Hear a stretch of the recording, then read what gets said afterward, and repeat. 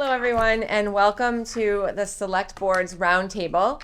I'm Beth Cassavant, and I am joined with my colleagues on the board, our chair, Mo DiPaolo, our clerk, Teresa Flynn, and members, John Samia, and our newest member, Michelle Conlon. And we are the Select Board now instead of the Selectmen because of a change that was made by a vote of town meeting in May at our annual town meeting, and then it was approved at the state level. And so you'll start to see all of our letterhead change and our emails change and signage change. It will be an ongoing process to get us to the select board and everything. And I think also we'll slip up a little bit here and there because it's many, many years of having it ingrained in us. But we're just really happy to be here together to have a conversation about some of the things that we've been doing in town and some of the work that we've been doing as a board. A lot of things that have been happening and that we're really proud of and excited to share with the community.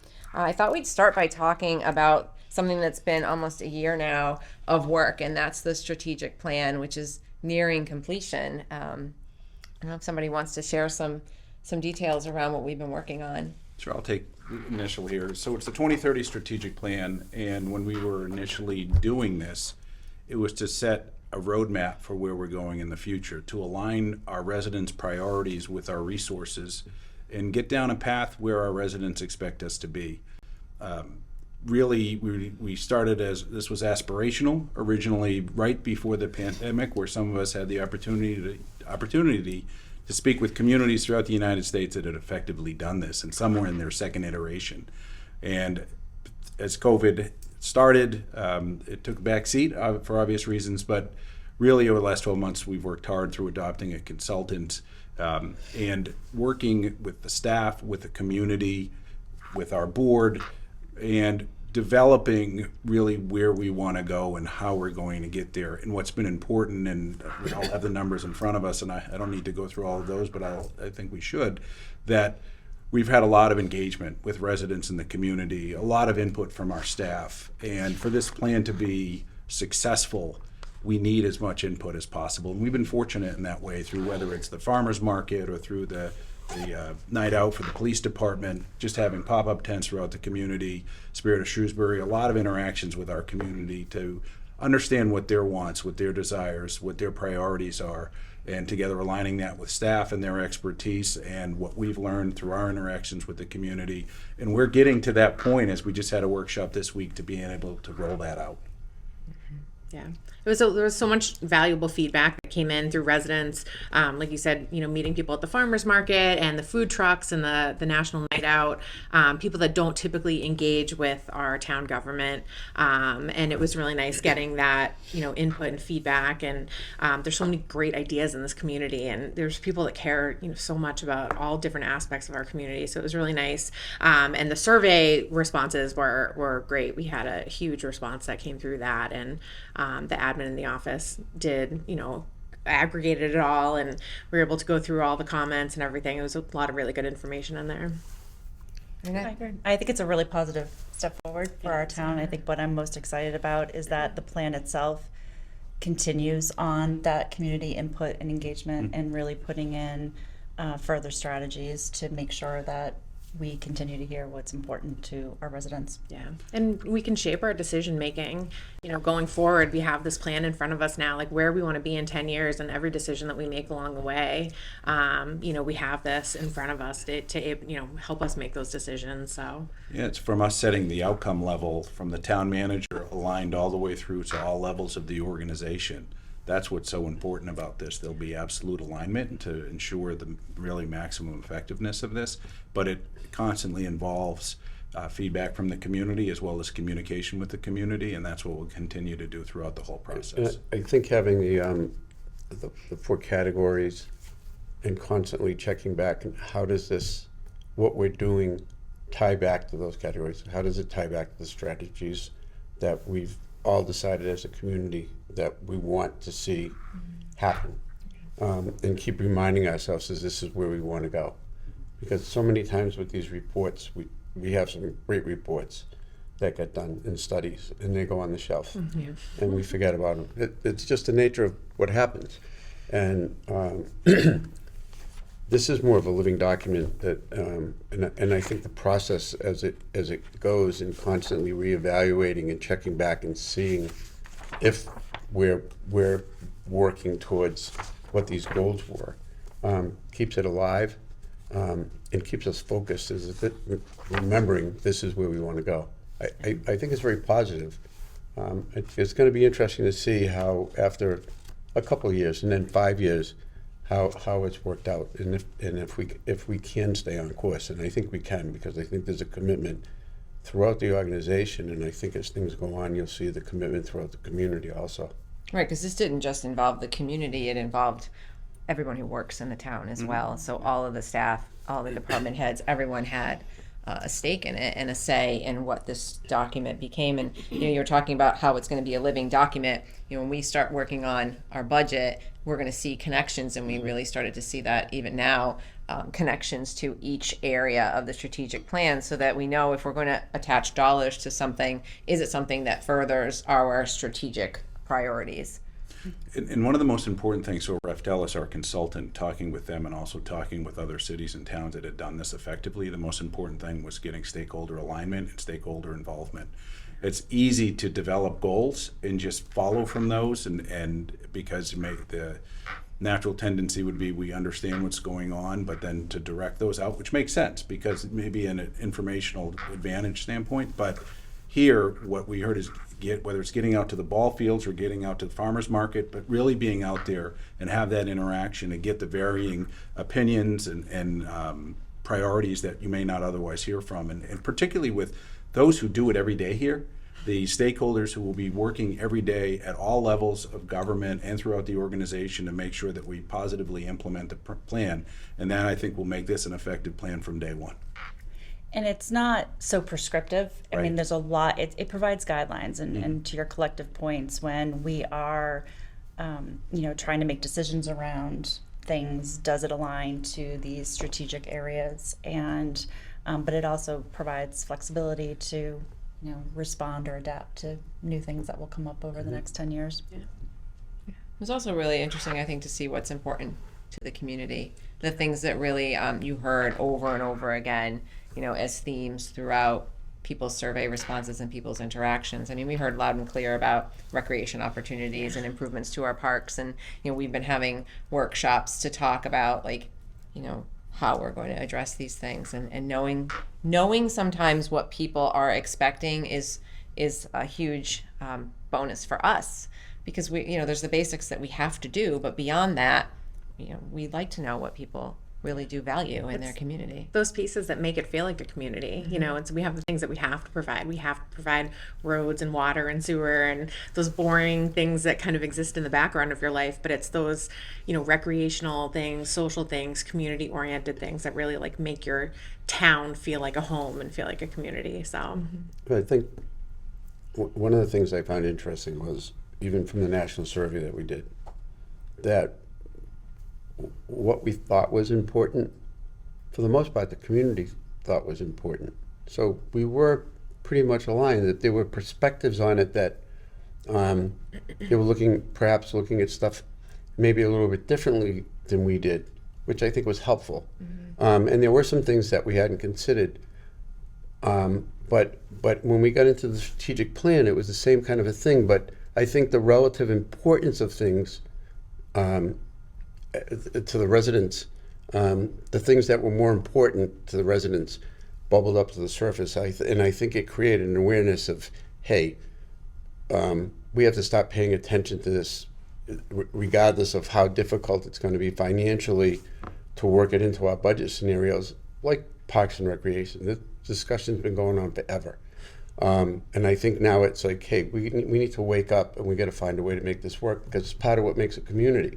And I think if we didn't get that input, we probably would have continued down the road that we did. We'll do what we can. But I think it was really helpful. And I think having that perspective and hearing it so often and how important it seemed to people was really helpful. And I think it's going to give everybody more of a focus on those things. On the livability of the community, I think came out a lot, right?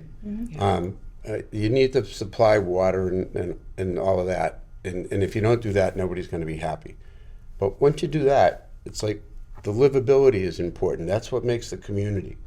And I think it was important to see all of that come out, what people wanted to see, the livability, the sense of community. Yeah.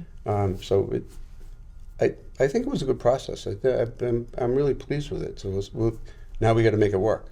Right? Yeah. It was, in the interesting aspect of this with the timing, that the community's priorities in some senses have changed, right? With post-pandemic, with the parks and the recreation and really the life balance that we've seen evolve over the last couple of years. And that's here to stay. And that's also rippled through the feedback that we've received as well, where the parks were busy. Well, they're busier now than they've ever been in my recollection. Mm-hmm. So it was good timing as well for this to get the engagement and also the changes and desirabilities that the residents have focused based on the pandemic, hopefully the only one we ever live through in our life, but values have changed too, and I think that's adequately captured those. And I think that's kind of a nice segue into other work that we've been doing that's been taking up a lot of our workshop time is talking about the American Rescue Act funds and how we want to allocate those dollars. There's projects that were solicited from all of the departments, and we've made it a priority to try to make sure that we tackle some of those bigger projects related to maybe water and sewer, things that we need to get done that we haven't been able to get to, that if we can do them with this funding from ARPA, it has an impact on what taxpayers and ratepayers have to shoulder as far as the burden goes, but then leaving room for some of these other initiatives that we know are what people want because we're hearing it from the strategic plan. Yeah. That's a great point. This really helped to inform us in terms of where to direct our recommendations as to where we use those funds. And I think that, the whole process is always with the resident in mind, and I hope that comes through as we start to roll this out. But it's making sure that we do use those funds to pay for things that otherwise would have been the responsibility of the taxpayers. But to your point, to really look at, this is an opportunity that we're not likely to ever have again. Mm-hmm. So how can we really enhance the quality of life and the resident experience in Shrewsbury? Yeah, originally when the government came out, there were a lot of restrictions on our ability to sell it. So there was very little in terms of lost revenue replacement, and the rules were defined by the feds, and we can spend, say, $10 million of the funds that we received without the restrictions, as originally they were very limited in terms of what we could do. And looking at this, areas that we know we can't do, we're trying to stay away from recurring expenses for the most part, possibly utilizing some of those to help defray some costs, more treat it like a grant, but in a very minimal situation. But it's those areas that will provide the broadest benefit possible for our residents. Projects that should have been done have always been deferred, and this is a once-in-a-lifetime opportunity to do those. And that's the approach that we've taken through our conversations, that yes, this is something we always should have done, but it was always a matter of having the lack of resources, so we just haven't done it. And there's pent-up demand, not only in terms of what needs to be upgraded into infrastructure or the parks or whatever, but we know that the demand's there from our residents, and that was the mirroring and matching together with the information we received as part of this process. One of the things that I thought was really interesting was, from the beginning, we could have put all the money into the sewers. I mean, that was allowed by the federal government. Mm-hmm. Yeah. And I think from the beginning, we all thought that we should be using this money on stuff that reached out, and I know it sounds corny, but reached out and touched people. Mm-hmm. We wanted it to affect people's lives in a different way than we need to make sure that the sewer system works, but not to invest in stuff underground and stuff that, yes, it would be great, but stuff we're doing anyways. It was the other stuff to reach out and really affect people's quality of life in a different way, and the livability. And we all did that. We all came to that conclusion on our own as we worked through our own processes of what we thought was going to be important. And people will get a chance to hear that as we finish it up. But I thought that was really interesting that most of what we talked about, there is some infrastructure because there is stuff we need. It's not sexy and glamorous, but there's stuff we need to do to make sure the government runs efficiently. But I thought that was really interesting, and I thought that was really encouraging that we didn't just go to nuts and bolts. We went to people are going to really see tangible results from this in a way that they've never seen before because we never had the ability. Right. So if there's improvements And at so Lake it- Street Park, someone Right. can go to Lake Street Park knowing this is where my ARPA dollars Right. were spent. Yeah, they can see and feel and experience it. And, it's things that we typically wouldn't have the funding for because there are so many things that always need to be prioritized above it. And there were a lot of projects, really worthy projects that were brought forward by the departments in the town. But, we tried to prioritize things that didn't have, grants available from different, federal dollars and things like that. Like where, we tried to prioritize projects that sort of there was no other like revenue stream that could fund these. So I'm really excited to see that move forward. So, We're not quite done yet. yeah. I was just going to say, we should probably Not done disclose yet. we're not, if there's someone watching Right, this and yeah. they're like, where's They the spent all the plan? money. Process move But forward. related to that, I think, what are we looking at, like early November, where we will start Yeah, to yes. communicate what our ideas And are? McKevin reminded us that he has to send an interim report back to the federal government, I think, before the end of the year. But I think we're there. We're fine. We came up with broad, as you all know, came up with the broad categories of what we want to do.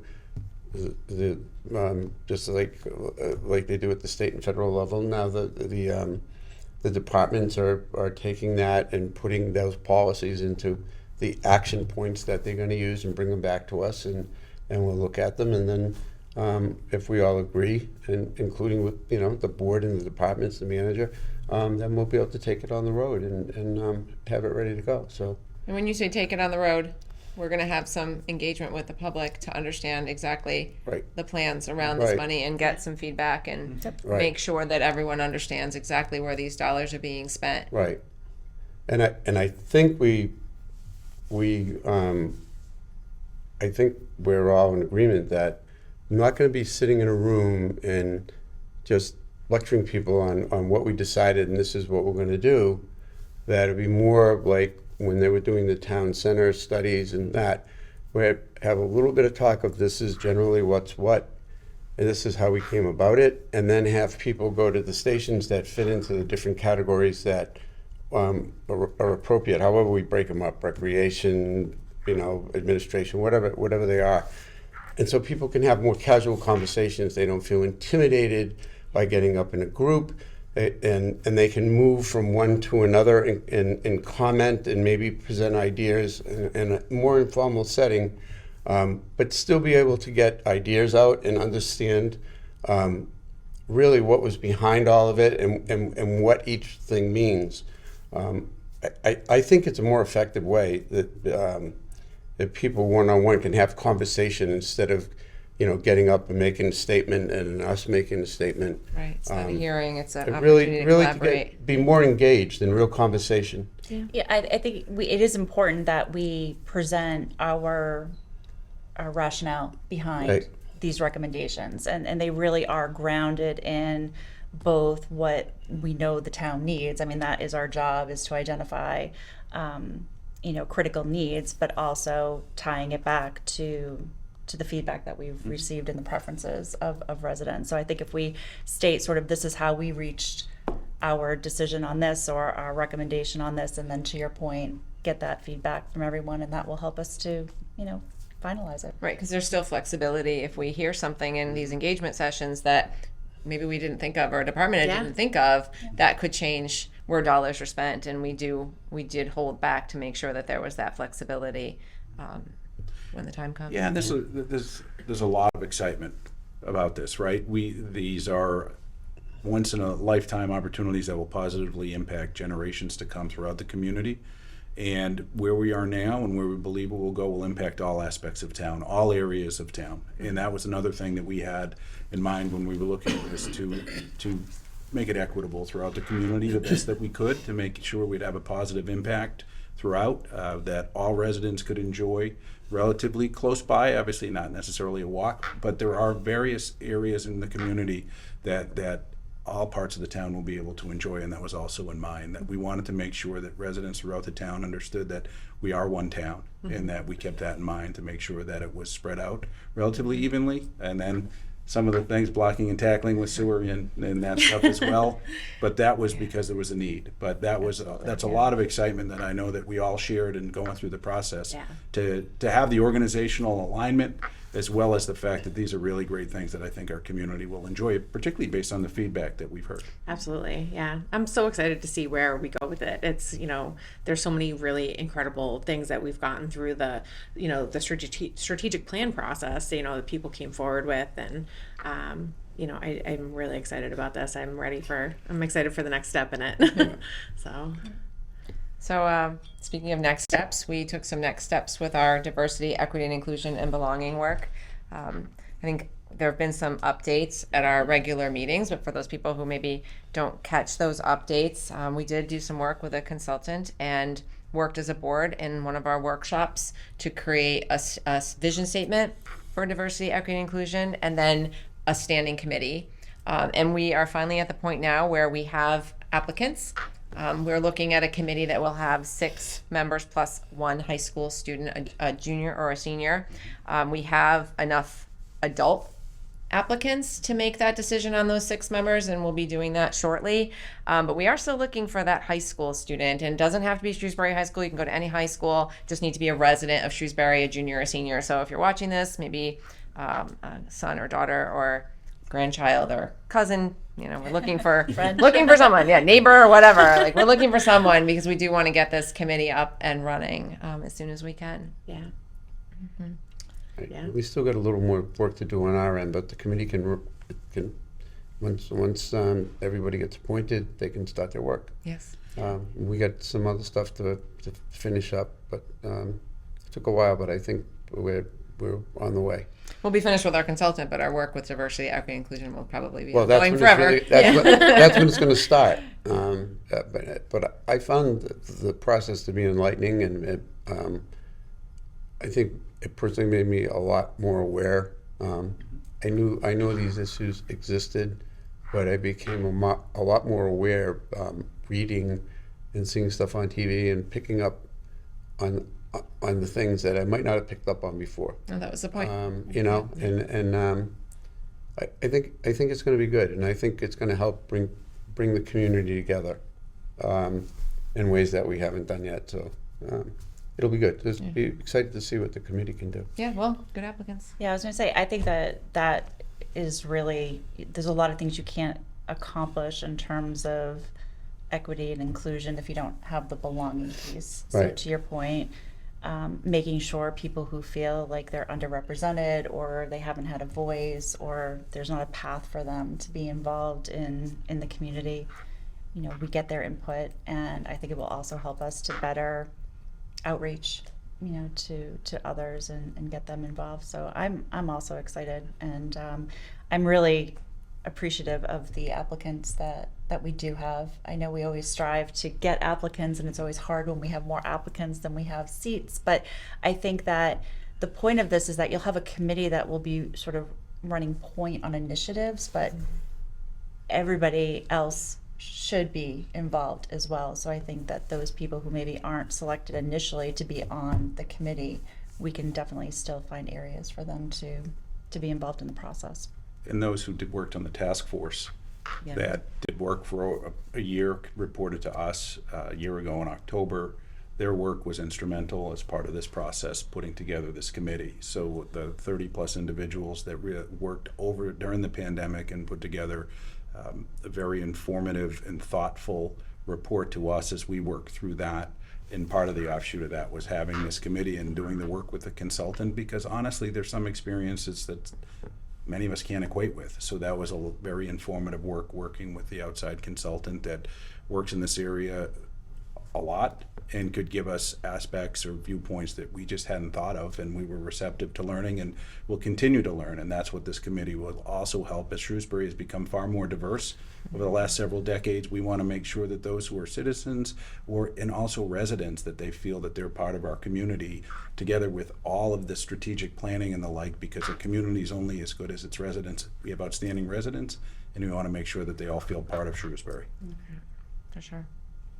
So we're close to the end of our time, but I did want to just touch a little bit on the work we've been doing with the school committee to try to address the issue that we're facing with the vocational education through Assabet.